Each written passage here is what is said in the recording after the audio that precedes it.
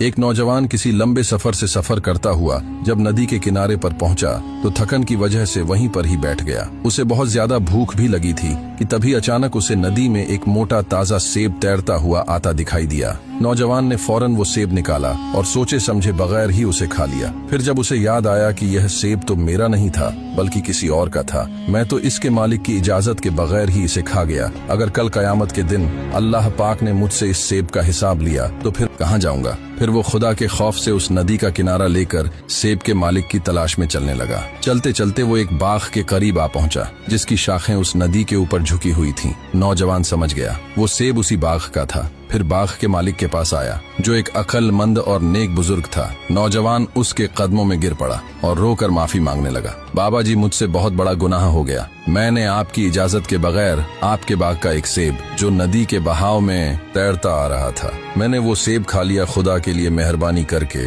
मुझे दुनिया में ही माफ कर दें ताकि मैं आखिरत की आग से बच सकूं, चाहे तो इसकी कीमत ले ले। बुजुर्ग ने नौजवान की आंखों में इतना खौफे खुदा देखा कि वो सिर्फ एक सेब खा लेने पर इस कदर रो रहा है। उन्होंने उसका इम्तिहान लेने का सोचा और सख्ती से कहा, मैं तुम्हें तभी माफ करूंगा जब तुम 12 साल तक मेरे बाग में बगैर किसी तनख्वाह के मजदूरी करोगे। नौजवान ने जहन्नम की आग के डर से यह मुश्किल शर्त मान ली और दिन रात मेहनत व इबादत में अपने 12 साल गुजार दिए। जब मुकर्ररा वक्त पूरा हुआ तो बुजुर्ग ने एक और शर्त रख दी, तुम्हें मेरी बेटी से निकाह करना पड़ेगा जो अंधी, बहरी, गूंगी और अपाहिज है, वरना मैं कयामत के दिन इस सेब का तुमसे हिसाब लूंगा। नौजवान के पैरों तले जमीन निकल गई, मगर आखिरत के अजाब के खौफ से उसने कांपते हुए यह आजमाइश भी कबूल कर ली। निकाह के बाद जब वो बोझल कदमों से दुल्हन के कमरे में दाखिल हुआ तो डरते डरते सलाम किया, अस्सलामु अलैकुम। अचानक एक निहायत मीठी आवाज में जवाब आया, वालेकुम अस्सलाम। नौजवान ने नजर उठाई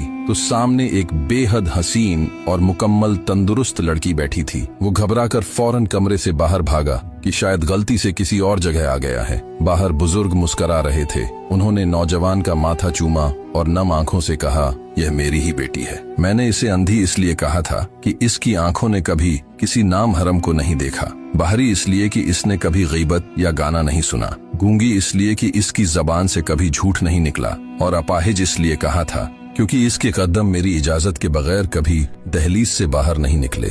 मैं बरसों से अपनी इस पाक दामन बेटी के लिए तुम जैसे ही मुत्तकी इंसान की तलाश में था। तुम इस इम्तिहान में कामयाब हो गए। तारीख गवाह है कि यह परहेजगार नौजवान हजरत साबित बिन ज़ुका रजी अल्लाहु अन्हु थे और इस पाकीज़ा जोड़े के यहाँ जिस बेटे ने जन्म लिया, दुनिया आज उसे इमाम आजम अबू हनीफा रहमतुल्लाह अलैह के नाम से जानती है।